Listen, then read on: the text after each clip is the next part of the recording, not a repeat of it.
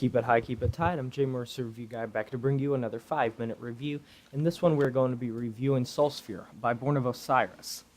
So, at the end of March this year, I did a review of Tomorrow We Die Alive, which is my favorite album by the band, and I will put that in the description below if you guys want to go check that review out as well. I did a review of that one, and I will probably do what I'm doing with the Era discography and move my way back. Although this came out after Tomorrow We Die Alive, well, I may do more Born of Osiris reviews. We'll see. They're one of my favorite bands, so we'll see how it goes. So Soulsphere we talk a lot here about polarizing albums, and Born of Osiris' Soulsphere is definitely under that category, because Tomorrow We Die Alive came off of the amazing album that most people say is their magnum opus, which would be The Discovery. And that came out in, I believe, 2011, and everyone was anticipating what was going to happen. And then Jason Richardson, I believe his name is, left the band and moved over to Chelsea Grin.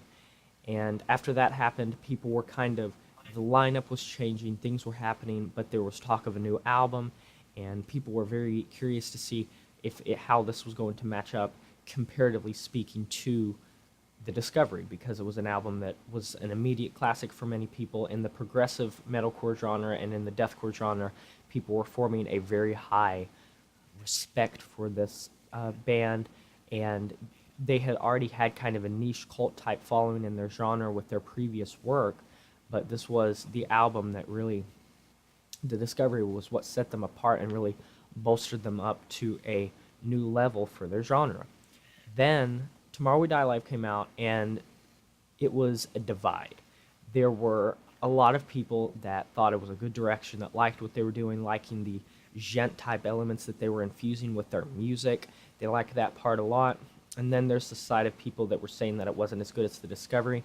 But at the same time, the people that were saying it wasn't as good as The Discovery were saying that, okay, they were good about it. They were accepting that, okay, this isn't going to be as good as The Discovery. There's no way. It was too great of an album. There's no way that it would have been able to live up to that type of hype. But then Soulsphere came out, and this was the polarizing album. This was the album that people were very, very I don't know how to put it. They were very, very off-put by it, and they felt like it was Tomorrow We Die Alive, but worse. To paraphrase something that I heard in a reviewer that I very much enjoy, Cover Killer Nation, he was doing a wrap-up review for some albums that he missed, and one of them was Soulsphere, and he said, this didn't even feel like it had the same spark as Tomorrow We Die Alive. Now, I'm a progressive metal fan. I'm a progressive rock fan. I just like progressive pop. I like progressive music. And it's my favorite genre. After all the things that I've reviewed on this channel, I feel like that can kind of be fairly accepted and known by now. And with that said, I really, really enjoy Tomorrow We Die Alive, and I really, really enjoy Soulsphere. Soulsphere was the first Born of Osiris album that I owned on physical copy.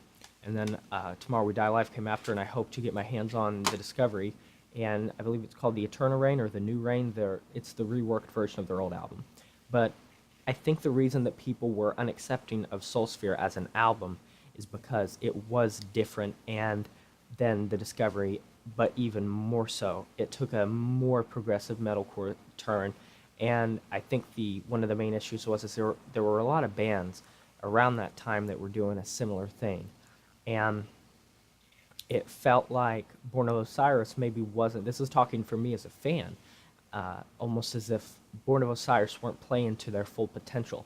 It's kind of how I feel a lot about Metallica's recent discography, with albums such as like Death Magnetic and Hardwired to Self-Destruct, how you've heard their past work and you know what this band can output, but at the same time it feels like they're kind of falling flat, they're falling short, they're not living up to their own potential, not the expectation that the fan base has looming over their music. And it's more like when you hear The Discovery and you hear Tomorrow We Die Alive, it's hard to believe that Soulsphere was not even going to have the same spark as Tomorrow We Die Alive. If they would have kept with Tomorrow We Die Alive, I think that would have been a great idea, if they wanted to, because a lot of people were accepting, and then most people would have been like, okay, so this is the direction they're going in, I can accept that, that's cool, and they maybe would have lost fans, but they would have got new ones, and a lot of old fans would have stayed. But their newest album that they released in 2017, the reworked version, it's either the New Reign or the Eternal Reign, I don't know which one's which. One's the old one, one's the new one. I think the Eternal Reign is the new one, I might be wrong though. But I might do a review of that as well. But that really did bring back the brutality and the heaviness of Born of Osiris' previous work, and it reminded me a lot, playstyle-wise, maybe not composition-wise, but the whole kind of bread and butter of the album reminded me a lot of Tomorrow We Die Live, so that was good. So I'm going to give this album an 8 out of 10 because I still feel like it has those riffs, it has those lyrics, it has the, even though the lyrics can be a little weak, I think it's still heavy and good. So this has been Jay Mercer Review Guy. Talk to you next time. Farewell.